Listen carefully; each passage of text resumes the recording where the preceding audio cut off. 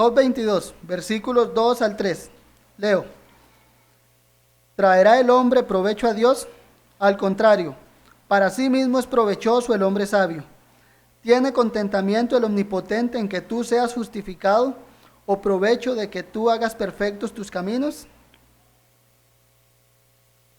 Nuestra confesión, a manera de introducción, usa este pasaje que memorizamos para apoyar la siguiente afirmación. La leo para ustedes, diciendo de Dios: teniendo Dios en sí mismo y por sí mismo toda vida, gloria, bondad y bienaventuranza, es todo suficiente en sí mismo y respecto a sí mismo, no teniendo necesidad de ninguna de las criaturas que ha hecho, ni derivando ninguna gloria de ellas, sino que solamente manifiesta su propia gloria en ellas, por ellas, hacia ellas y sobre ellas.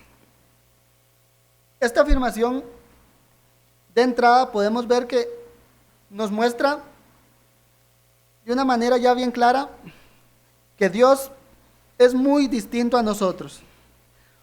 Por decirlo así, es independiente, en palabras ya más certeras. Dice que Él es todo suficiente en sí mismo y respecto a sí mismo.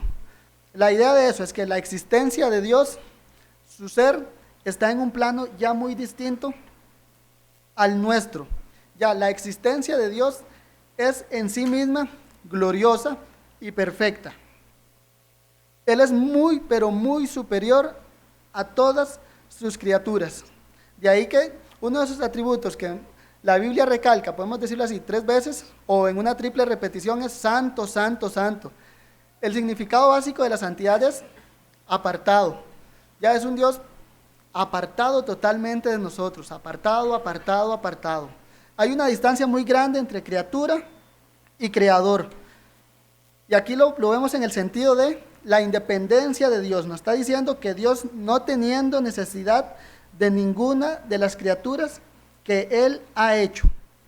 La idea que nos recalca es esto: Dios no tiene necesidad de nada ni de nadie. Dios es completo en sí mismo. Y al contrario, nosotros como criaturas somos 100% necesitados y dependientes de Dios. Mientras Dios, que es santo, es totalmente independiente, nosotros ahí vamos al otro extremo. Somos totalmente dependientes de Dios. En todo aspecto de nuestra vida dependemos de Dios. Por ejemplo, nuestra vida, nos fue dada por Dios. Por ejemplo, en Génesis 2:7, ¿qué se nos dice? Que Jehová formó al hombre del polvo de la tierra y sopló en su nariz aliento de vida. Él, el dador de vida, el que tiene vida en sí mismo, dio vida al hombre. Toda bienaventuranza o toda felicidad, podemos verlo así, radica en Dios. Bienaventurado el pueblo cuyo Dios es Jehová, dice el Salmo 144. Por ejemplo, la idea es que todo el ser de Dios es perfecto y completo en sí mismo. Su bondad, poder, felicidad, existencia misma, sus infinitas perfecciones son de Él y para Él, provienen de Él. Él no va a perder absolutamente nada de eso.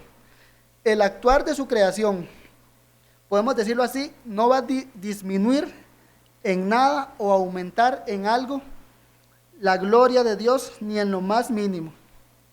De ahí que al principio les dije que Dios está en un plano muy, muy superior al nuestro. Dios es un ser glorioso, excelso y bienaventurado. Como se le reveló al profeta, lo repito, Él es santo, santo, santo. Y por decirlo así, a esto fue lo que Elifaz apeló en su respuesta a Job. Elifaz suponía que Job tenía cierto reclamo a Dios, podemos decirlo así, por el servicio que él pudo haber prestado o debido al buen comportamiento que Job pudo haber tenido. Y Elifaz le afirma una gran verdad, que es que Dios es independiente y que como tal no obtiene el más mínimo beneficio del comportamiento de Job. Por eso le dice, ¿traerá el hombre provecho a Dios? Dice, al contrario, lo que el hombre haga, lo bueno que el hombre haga es provechoso para sí mismo, le dice. ¿Tiene contentamiento el omnipotente en que tú seas justificado? Le dice. Es una pregunta retórica. La respuesta es no. Ahora, también debemos tener claro que Elifaz está actuando sobre una suposición que él tiene sobre Job. Elifaz nos presenta una verdad bíblica, pero podemos verlo así, mal aplicada al caso particular de Job, porque Job en la Biblia nos es presentado como alguien justo, alguien que agrada a Dios y que sabe cómo es Dios. Ahora, el punto que quiero ver aquí es, a pesar de que las preguntas de Elifaz, en particular esta, va mal dirigida a Job, hay verdad bíblica en la misma. Y como hay verdad bíblica en la misma, vamos a meditar en esa verdad bíblica y luego vamos a procurar aplicarlo a nuestras vidas. Entonces, vamos a meditar en la independencia de Dios. Y para eso vamos a hacernos 4 preguntas. La primera, ¿tiene Dios alguna necesidad? La segunda, ¿para qué nos creó Dios? La tercera, ¿para qué servimos a Dios? Y la cuarta, ¿se deleita Dios en su pueblo? Entonces, procedamos con la primera.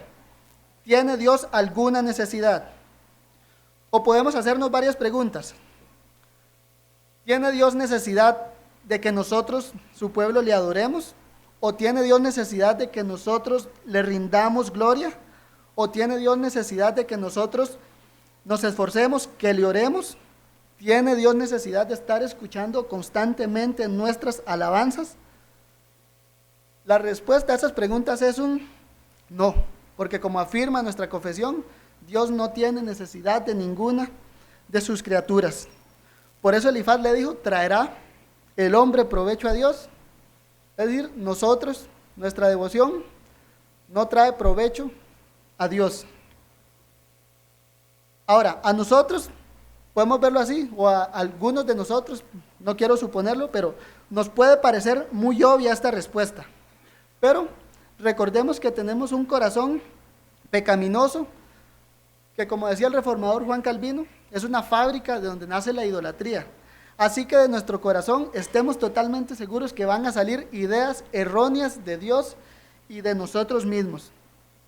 Un ejemplo de esto, lo puedo decir, es cierta circulación que andaba en internet hace algunos años del Papa Francisco, en la cual un niño le hacía una pregunta y le preguntaba que por qué Dios nos había creado. A lo que este señor le respondió, estoy parafraseando, le responde que Dios, antes de crear el mundo, tenía tanto, pero tanto amor, que tenía la necesidad de compartir su amor con sus criaturas. Y ahí este señor atacó directamente uno de los atributos de Dios, que es su independencia. Hasta yo me imagino que él hasta es capaz como de cambiar Juan 3:16 y decirlo, de tal manera necesitó Dios al mundo que dio. No, la idea es que Dios no necesitó crearnos, como está diciendo este señor. De hecho, podemos leer Juan 17:5, en el cual Jesús ora al Padre, y Jesús le dice, Padre, glorifícame al lado tuyo con aquella gloria que tuve contigo antes de que el mundo fuese. Por ejemplo, aquí el Señor está afirmando de que ya antes de que el mundo fuese, ahí estaba la gloria de Dios, aquella gloria que tuve contigo antes de que el mundo fuese. Dios no nos necesitó en la eternidad, y podemos verlo así, actualmente no nos necesita, y en el futuro, en la restauración de todas las cosas, no nos necesitará. Él es un ser completo en sí mismo. Otros ejemplos también parecen de esta doctrina que sale del corazón pecaminoso del hombre, que no de esta doctrina, sino de torcer la doctrina de Dios, que a veces parecen decir que Dios es tan glorioso que necesita que le rindamos gloria. Esa es otra forma de ver a Dios con cierta necesidad de ser adorado. Y la idea es repetitiva, lo que les estoy diciendo. Dios no tiene necesidad. Debido a este tipo de errores, es que es bueno repasar estos temas básicos en la doctrina cristiana, como los atributos de Dios, y en particular hoy, la independencia de Dios. Procedo a leer Hechos 17, versículos 24 al 25. Dice: el Dios que hizo el mundo y todas las cosas que hay en él, siendo Señor del cielo y de la tierra, no habita en templos hechos de manos humanas, ni es honrado por manos de hombres como si necesitase de algo, pues Él es quien da a todos vida y aliento a todas las cosas. Este es un texto maravilloso, porque dice que Dios no habita en templos hechos por manos de hombres, dice, ni es honrado por hombres como si necesitase de algo. Lucas aquí, Dios no necesita de nada, ni de su adoración, ni de sus templos, ni de que le rindan honra, dice, sino que más bien Dios es el dador de todo, Él es el suplidor de toda necesidad, dice, pues Él es quien da a todos vida y aliento a todas las cosas. Lucas nos dice claramente que Dios no necesita ser honrado. El ser de Dios merece naturalmente toda honra y toda gloria, mas no tiene necesidad de ello. Podemos verlo así.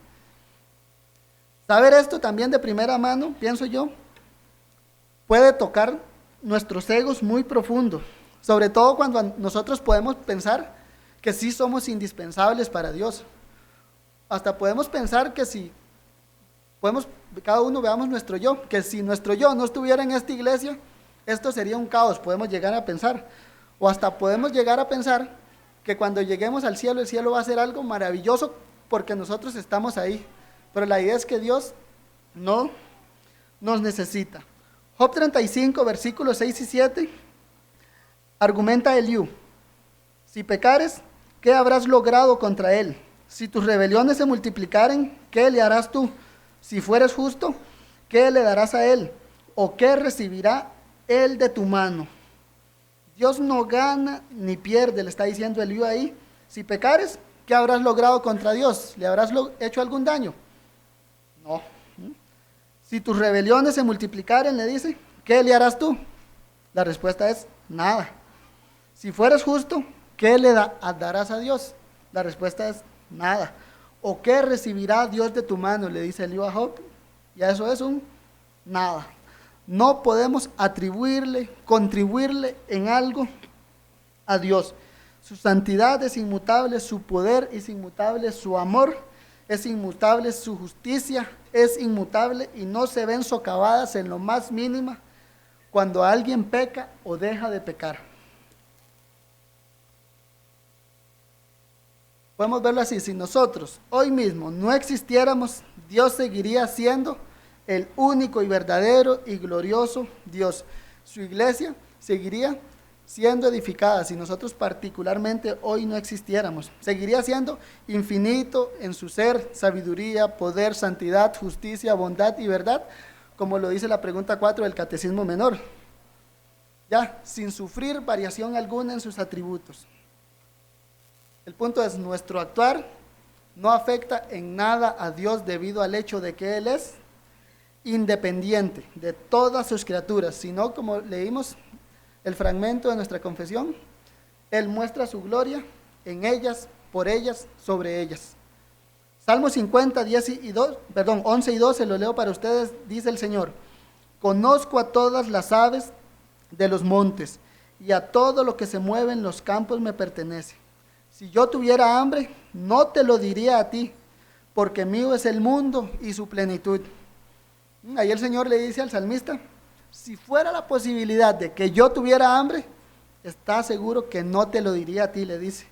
Podemos ver, eso es un golpe directo al ego humano, cuando pensamos que podemos contribuirle en algo a Dios, cuando pensamos que podemos poner esa gota que hace falta para estar pleno. Entonces, para respondernos a la primera pregunta que hicimos es: ¿tiene Dios necesidad de algo? La respuesta es un rotundo no. Pregunta número 2 que nos vamos a hacer: ¿para qué nos creó Dios?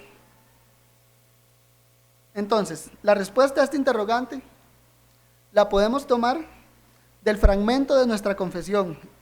lo vuelvo a leer para ustedes. Leo la segunda parte. Dice, Dios, no teniendo necesidad de ninguna de las criaturas que ha hecho, ni derivando ninguna gloria de ellas, sino que solamente manifiesta su propia gloria en ellas, por ellas, hacia ellas y sobre ellas. O también como lo dice el Catecismo Infantil. Pregunta número 2, ¿para qué te creó Dios a ti y a todos los demás? Y la respuesta que los niños dicen es, para su gloria. Y este es el fin principal que Dios ha creado al hombre, para su gloria. Nosotros, los cristianos, fuimos creados para ese fin, para la gloria de Dios. Y volviendo al punto inicial, no porque Dios tuviera alguna necesidad de gloria, o porque tuviera algún déficit de gloria que necesita que los humanos se lo llenen, no, sino porque Él soberanamente le plació crear, y particularmente le plació salvar un pueblo para sí en Cristo. Isaías 43:7 le dice, todos los llamados de mi nombre para gloria mía los he creado, los formé y los hice. Ya, nosotros, y particularmente los cristianos, fuimos diseñados y recreados en Cristo para eso, para dar gloria a Dios. El que es independiente y no tiene necesidad de nada, nos creó a nosotros con esa naturaleza, con el fin de darle gloria a Él en el mundo que Él nos puso. Nosotros somos creación de Dios, creados para Él, para su gloria. Vivimos porque Él quiso. Además, vivimos en el mundo que le pertenece a Él. Respiramos el aire que Él le plació darnos. Él es el que suple nuestra necesidad de aire. Comemos los alimentos que son de Él, que nosotros necesitamos. Caminamos sobre esta tierra que es de Él, la cual a nosotros nos es necesaria. Nuestros familiares u otros seres queridos, Él nos los ha querido dar porque le plació. Ya todo lo que tenemos es de Él y con ese fin que es para manifestar su gloria. Ahora bien, Dios en su bondad nos creó con este fin, para su gloria. Y ese fin, podemos verlo así, es bueno en sí mismo porque salió de Dios mismo. Todo lo que viene de Dios es bueno porque su naturaleza es buena. Y que Él nos haya creado para su gloria, entonces, es bueno. Fuimos creados para adorar a Dios. Y en eso quiero tocar este punto que es, que entre adorar a Dios, darle gloria a Dios, hay una unión natural entre dar gloria a Dios y la felicidad del hombre. Podemos decirlo así, el hombre nunca va a alcanzar la felicidad que tanto busca fuera de Dios. ¿Por qué? Porque nosotros fuimos diseñados para darle gloria a Dios. Cuando el hombre trata de buscar su felicidad en otro lado, ocurre lo que le pasó al pueblo de Israel cuando el profeta Jeremías les decía que cavaron para sí cisternas rotas que no retienen agua y dejaron a Dios, ¿cuál es? Fuente de agua viva. Los autores de nuestro catecismo vieron esta conexión y lo plasmaron en la primera pregunta del catecismo menor. ¿Cuál es el fin principal del hombre? El fin principal del hombre es glorificar a Dios y gozar de Él para siempre. Dios nos creó para darle gloria y con ese propósito, cumpliendo ese propósito, es que el hombre va a tener sentido en su vida, en ese sentido de gozar de Él para siempre, felicidad eterna para siempre. Eso solo se puede encontrar en Dios. Dios quiso mostrar su gloria, podemos decirlo así, en que nosotros experimentásemos de su bondad. Salmo 16:11 lo dice así: en tu presencia hay plenitud de gozo, delicias a tu diestra para siempre. En Dios es donde el hombre puede encontrar esa plenitud de gozo, delicias a la diestra de Dios para siempre, no en otro lado. Entonces Dios nos creó para su gloria y en su gran bondad, con ese fin que nos creó, nosotros podemos llegar a ser verdaderamente felices, o en palabras bíblicas, bienaventurados. Dios es independiente, debemos tenerlo claro, y en cambio nosotros somos totalmente dependientes de su soberano placer y voluntad. Desde el día en que somos concebidos hasta la eternidad, vamos a ser 100% dependientes de Dios. Y dependemos de Él para llevar a cabo ese propósito por el cual Él nos creó, que es darle gloria a Él. Entonces, Dios no tiene necesidad de nada. Y por otro lado, acabamos de ver que Dios nos ha creado para su gloria. Ahora, vamos a pasar a respondernos otra pregunta, la número 3. ¿Para qué servimos a Dios? Teniendo como base que Dios es independiente y que fuimos creados para su gloria, como criaturas, o particularmente para cristianos, que Dios nos puso en una iglesia para que le sirvamos, podemos preguntarnos, ¿para qué le servimos a Dios? ¿O para qué quiere que le sirvamos? Podemos responderla algo así, digo yo. Dios no nos necesita, incluso no necesita nuestro servicio, pero Él quiere que le sirvamos en medio de su pueblo. La voluntad de Dios es que nosotros le sirvamos a Él, que es glorioso, en medio de su pueblo. Y nuestro fragmento de la confesión que leímos decía que Él manifiesta su gloria, su propia gloria en sus criaturas, en ellas, por ellas, hacia ellas y sobre ellas. Por medio del servicio cristiano, Dios manifiesta su gloria en medio de su pueblo. Podemos verlo así. Dios quiso que su gloria fuera mostrada por medio del servicio voluntario y amoroso, el cual se ve en el cristiano, en el cual se da entre los hijos adoptivos de Dios. Ahora, ¿por qué? Podemos verlo así. Porque Dios, en su infinito ser, que es perfecto en sí mismo, Él se deleita en Él. Ahora, así, los cristianos, entre más nos sirvamos unos a otros, más vamos a imitar ese carácter de Dios, más vamos a imitar ese carácter que da desinteresadamente, sin necesitar nada. Así que entre más los cristianos sirven a Dios, más vamos a ser receptores de la bondad de Dios. Vamos a manifestar ese carácter desinteresado que se da a sí mismo en amor a los demás. Recordemos, es una buena definición del amor de Dios.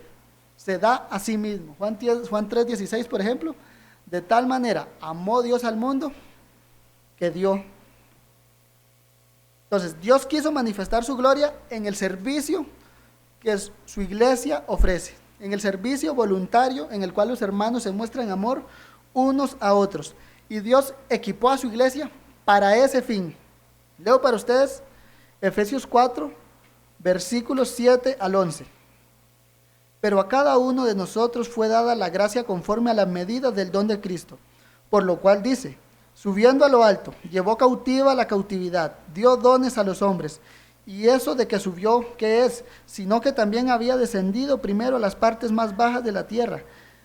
El que descendió es el mismo que también subió por encima de todos los cielos para llenarnos todo. Y él mismo constituyó a unos apóstoles, a otros profetas, a otros evangelistas y a otros pastores y maestros. Por ejemplo, vamos aquí, ¿cómo empieza Pablo? A cada uno le fue dada la gracia conforme a la medida del don de Cristo. A cada uno de nosotros, los cristianos, nos fue dada la gracia de Dios según la medida del don de Cristo. ¿Y quién la dio? Cristo dice, subió a lo alto, llevó cautiva la cautividad y dio dones a los hombres. Y Pablo aquí en particular menciona apóstoles, profetas, evangelistas, pastores y maestros, y si leemos después dice, para un fin, para la edificación de los santos. Le servimos a Dios para darle gloria a Él en medio de su pueblo, y ahí podemos ver el brazo amoroso de Dios equipándonos a nosotros para ese fin como cristianos, de darle gloria a Dios en medio de su pueblo.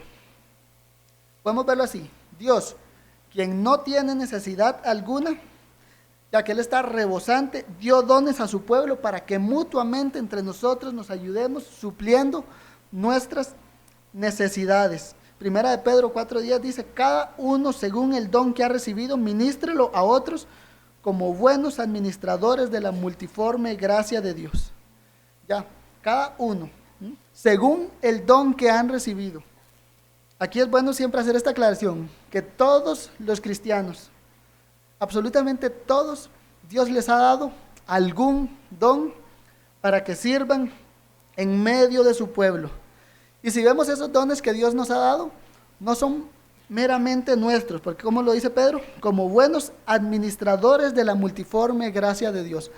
Los dones que Dios da en medio de su pueblo son de Él y le vamos a dar cuenta nosotros cómo los hemos usado hasta el día de hoy en medio de su pueblo. Ahora, el telón de fondo en el servicio cristiano que estoy hablando, podemos verlo así, es cristianos amándose los unos a los otros, sirviéndose los unos a los otros, por medio de un Dios bondadoso que desinteresadamente los capacita con dones para que los cristianos se suplan las necesidades los unos a los otros. Dios, al llamarnos al servicio mutuo, no está pensando en obtener algún beneficio de nosotros, como si tuviese necesidad, leímos antes en Lucas. Más bien nos llama a servirnos y nos equipa a ese llamado, para que nos sirvamos entre nosotros. ¿Por qué le servimos a Dios? Es la misma pregunta, la misma respuesta en para qué nos creó, es para su gloria, y particularmente para manifestar su gloria en medio de la iglesia, para manifestar ese carácter amoroso y desinteresado que se da a sí mismo por el bien de los otros. Juan Calvino, predicando un sermón sobre este pasaje, él dice: si yo prestara algún servicio sin considerar mi propio beneficio y me preocupara del bienestar ajeno al extremo de ir a rogar a mi prójimo, tienes que hacer esto y aquello, y noche y día estuviese detrás de él para exhortarle a poner en orden sus asuntos, aun cuando de todo ello yo mismo no sacase ningún provecho, ¿no sería esto una muestra extraordinaria e inusual? Pues aquí aparece Dios comportándose de ese modo entre nosotros, Dios hablándonos, instándonos a servirnos, que pareciera incluso que necesita de eso, pero es para nuestro propio bien que Dios nos insta a servirnos. O como en palabras del texto que memorizamos, para sí mismo es provechoso el hombre sabio. Profesar la verdadera religión trae provecho al alma del hombre. Juan Calvino nos describió a Dios aquí como alguien que constantemente sirve a los que ama de manera desinteresada. Y se espera eso de los cristianos, que reflejemos ese carácter de Dios, sirviéndonos los unos a los otros desinteresadamente, sin esperar nada a cambio. Véalo así, sin esperar ni siquiera un gracias. Qué bárbaro ese hermano que no me dijo gracias. Muchas veces pensamos nosotros. Bueno, como dice Romanos 1, ni le dieron gracias. Así mismo somos nosotros con Dios.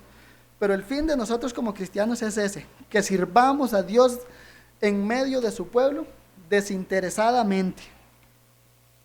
Por eso mismo, al final de nuestro servicio que hemos prestado a Dios, debemos, como nos dice Lucas, siervos inútiles somos porque lo que debíamos hacer hicimos.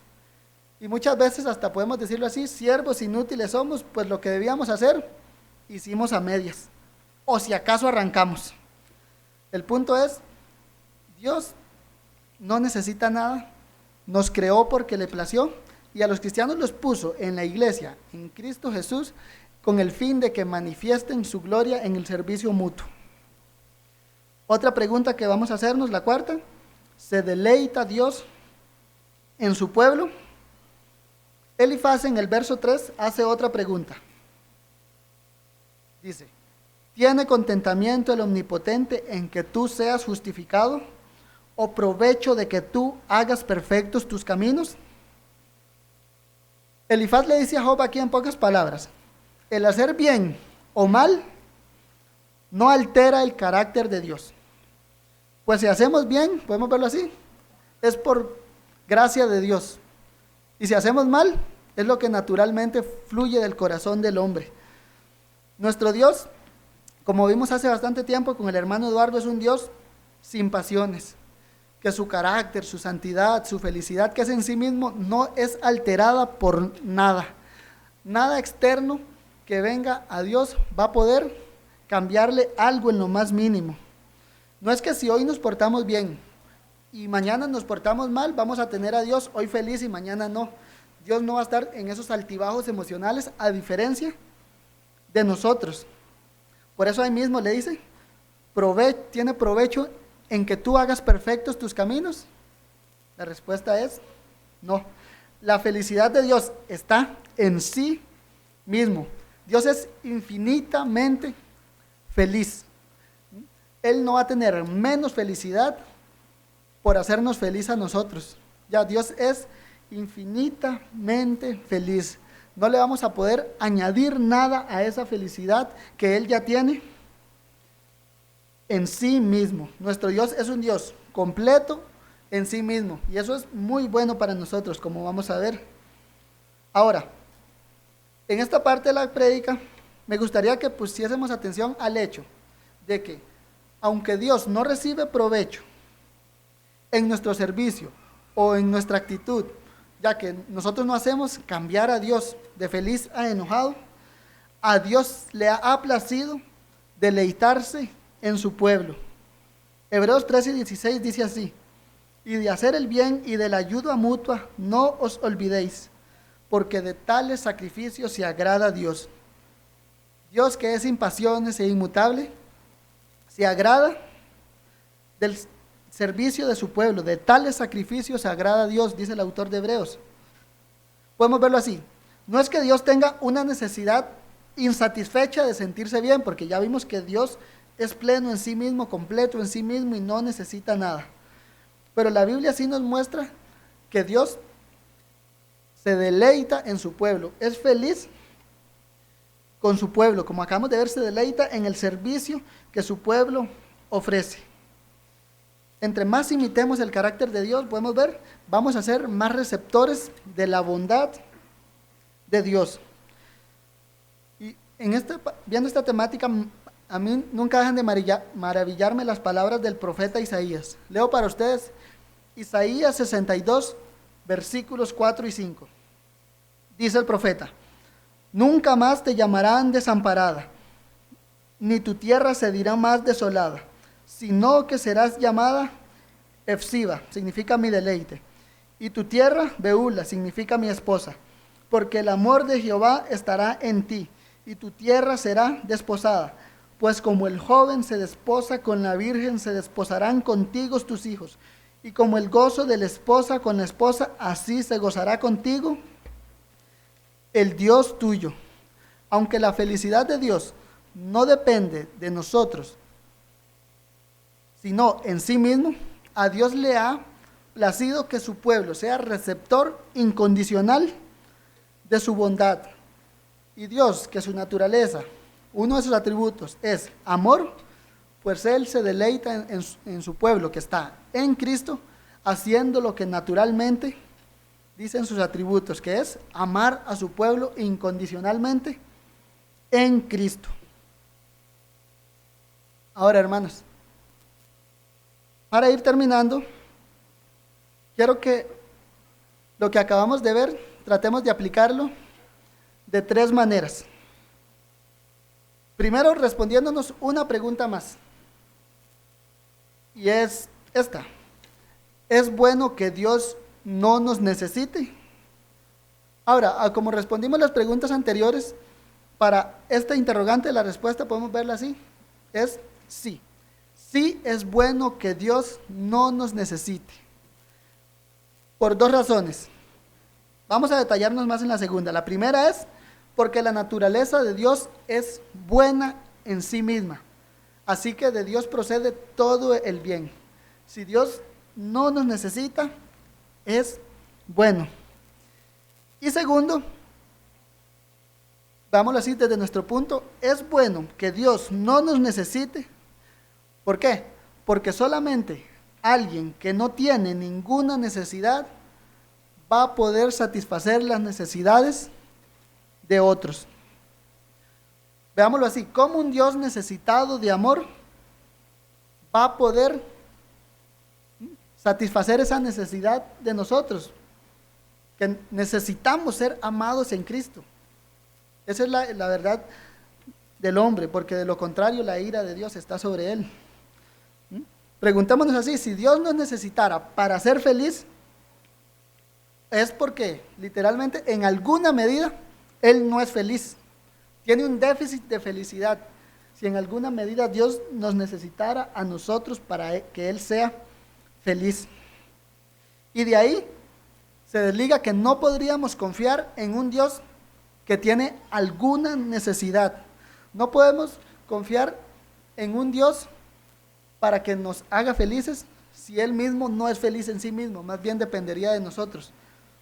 Y así podemos llevar eso casi a cualquier ámbito. La idea es que es bueno que Dios no tenga necesidad de nada, porque así tenemos la plena garantía de que Él va a satisfacer las necesidades de su pueblo. Como vimos, de Él depende toda nuestra existencia.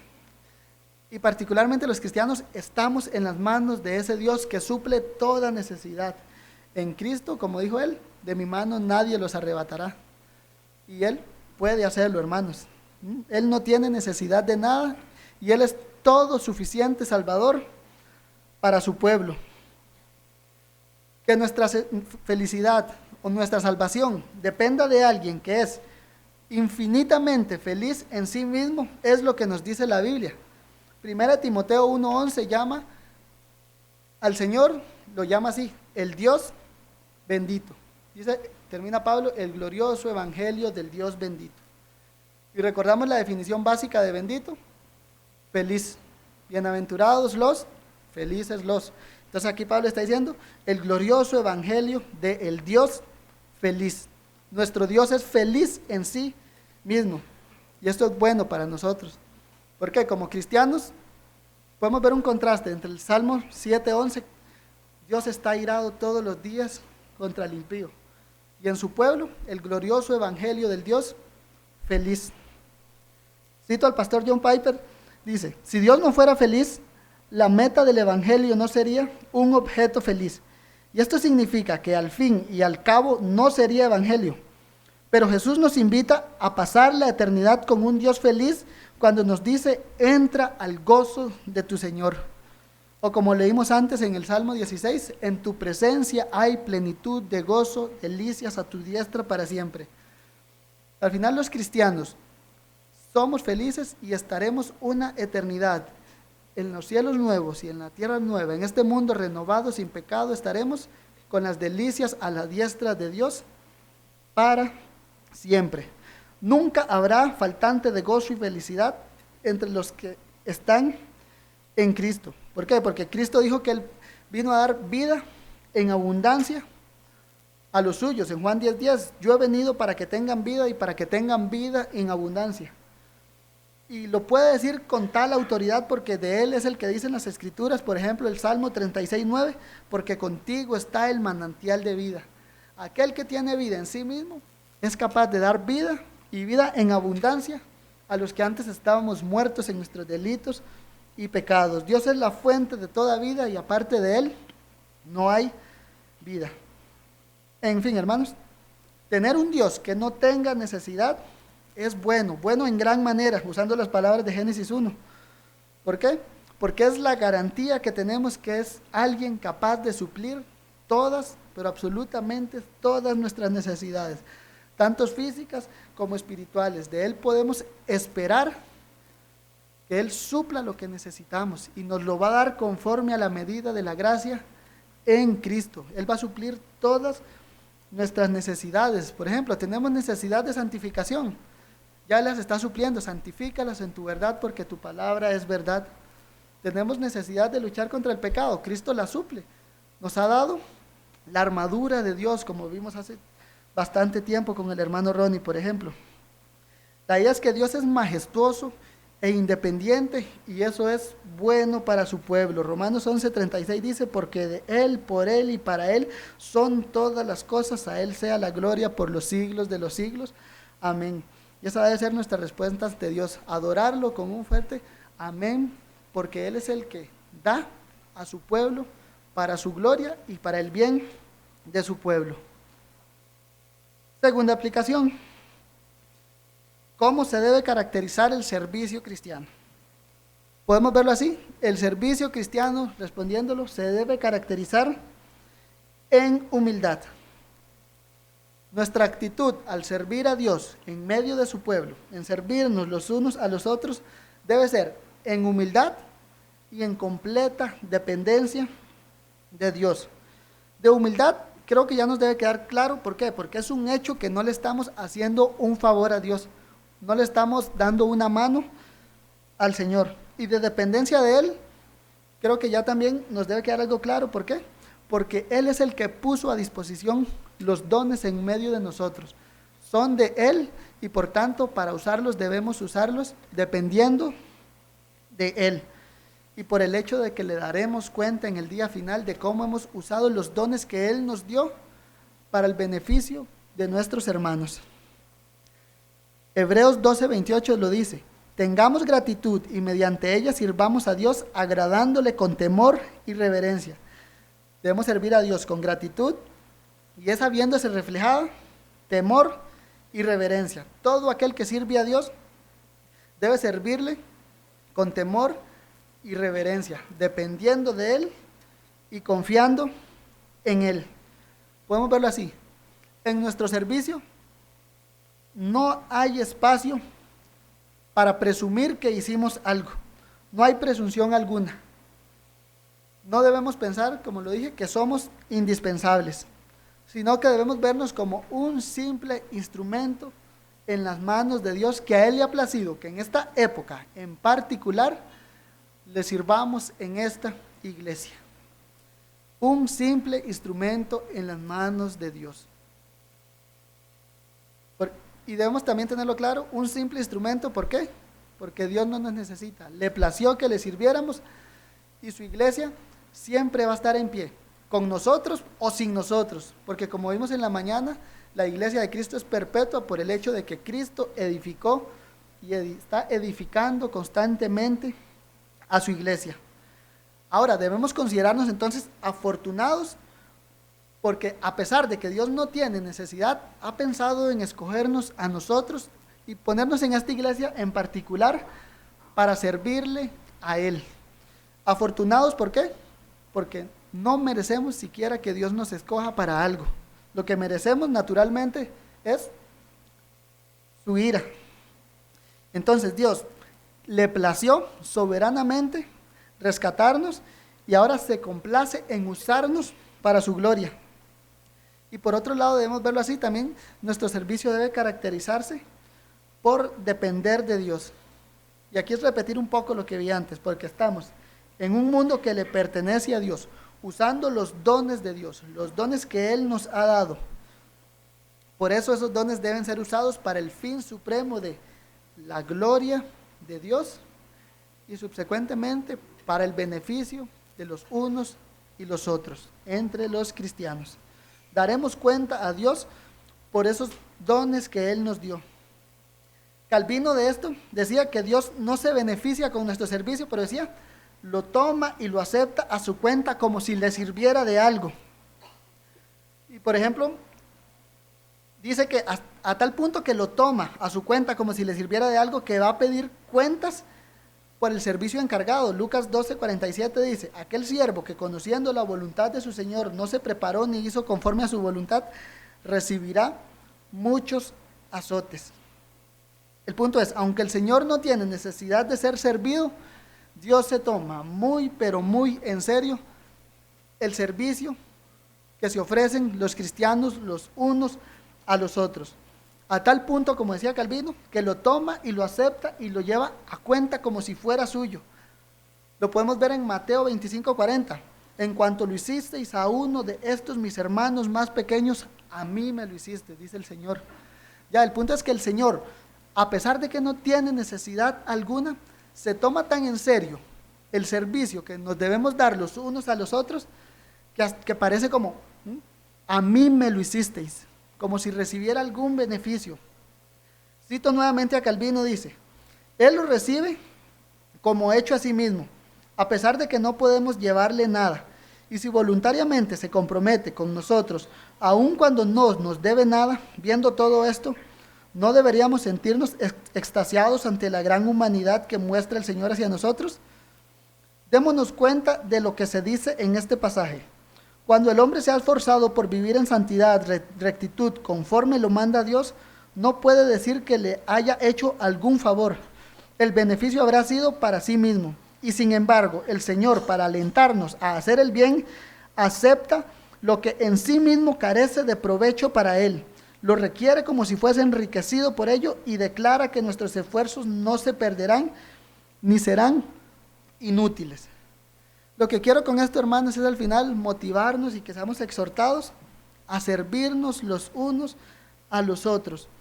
Somos cristianos, somos seres humanos, todos con necesidades distintas, pero todos necesitados.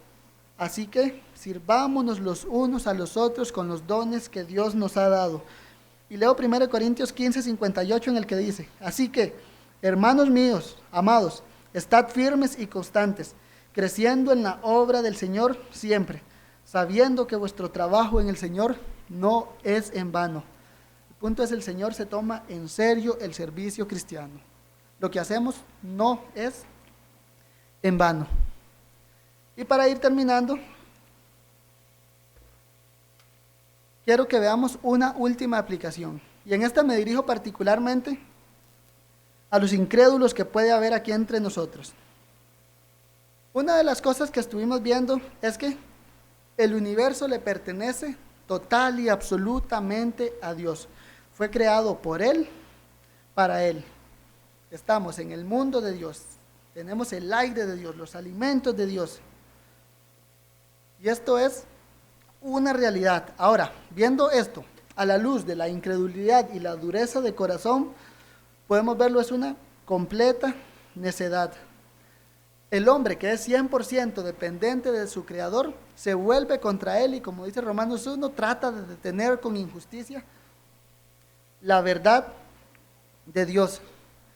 Y el gran problema que tiene el incrédulo es que él no daña en lo más mínimo a Dios. No puede hacerle siquiera un rasguño. Cuando el incrédulo en su necedad dice no hay Dios, Dios sigue siendo Dios por los siglos de los siglos. El incrédulo debe entender que la única razón por la cual, y particularmente aquí entre nosotros, por la cual está hoy aquí presente, es porque a Dios le ha placido, en palabras de Jonathan Edwards, por el placer soberano de Dios. Para Dios, podemos verlo así, no es una pérdida de algo, de su justicia, de su gloria, en que ahorita mismo abra esta iglesia y pasa lo que le pasó a Coré, Datán y Abirán, que fueron tragados. Ya, Dios mismo ahorita no envía a los incrédulos al infierno, sencillamente porque no quiere. ¿Por qué? Porque no es que esté obligado a retenerlos aquí. No, Dios no tiene obligación alguna con el incrédulo. De hecho, como se titulaba ese sermón de Jonathan Edwards, los incrédulos actualmente están en las manos de un Dios que está airado contra ellos. Están en las manos del peor enemigo que puedan tener.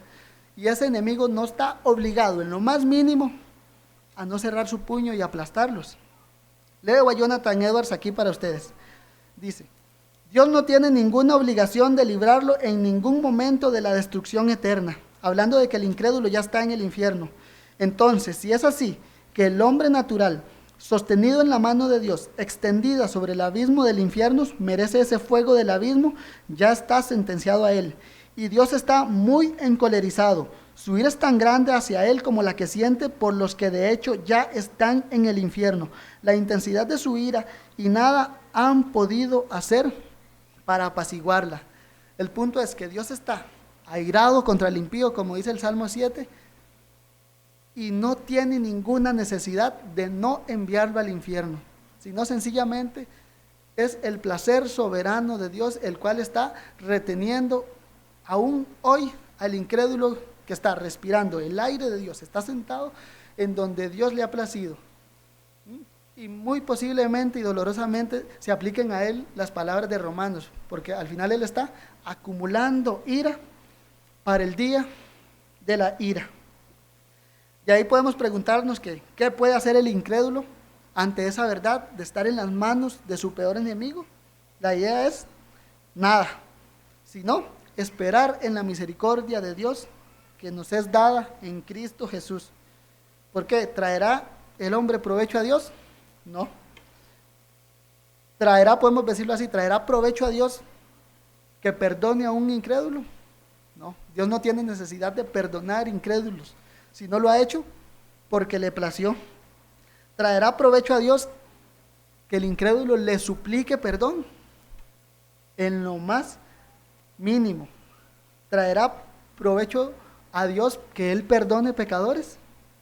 No. En el plan de redención los beneficiados son los pecadores. Dios sigue siendo glorioso con pecadores salvos o con pecadores en el infierno. Él sigue siendo el Dios bendito, el Dios glorioso, el Dios santo, justo y bueno. Por eso el Dios al cual adoramos los cristianos no tiene necesidad ninguna, ni siquiera de perdonar al incrédulo, sino que Él perdona porque ama incondicionalmente en Cristo y no porque necesite perdonar. Y aquí es donde el incrédulo debe prestar atención. ¿Por qué? Porque su única esperanza está en Cristo. El Dios independiente se hizo hombre, se hizo dependiente para salvar pecadores totalmente necesitados de la gracia de Dios, para salvar pecadores torpes y atrevidos como nosotros, que levantamos nuestra mano en rebelión contra alguien que somos 100% dependientes de Él. Y ahí es, al incrédulo lo que le puedo decir es: ruegue al Señor por su salvación, arrepiéntase de sus pecados. Aunque Dios no tenga ningún beneficio en perdonarlo, suplique a Dios por misericordia, porque Dios en Cristo Jesús ha prometido perdonar pecadores así de tercos, rebeldes, como lo somos nosotros, como lo hemos sido, y como posiblemente el incrédulo aquí entre nosotros actualmente lo es. Dios es capaz de perdonar pecadores así tercos como usted. ¿Por qué? Porque en Cristo tenemos un completo y suficiente Salvador que suple las necesidades de perdón del hombre, a tal punto que el Señor lo dijo así en Juan 6:37: el que a mí viene, no le echo fuera. Entonces, pecador, ven a Cristo, ven al que no tiene necesidad de nada, que Él suple toda necesidad de ser perdonado del hombre. Oramos, hermanos.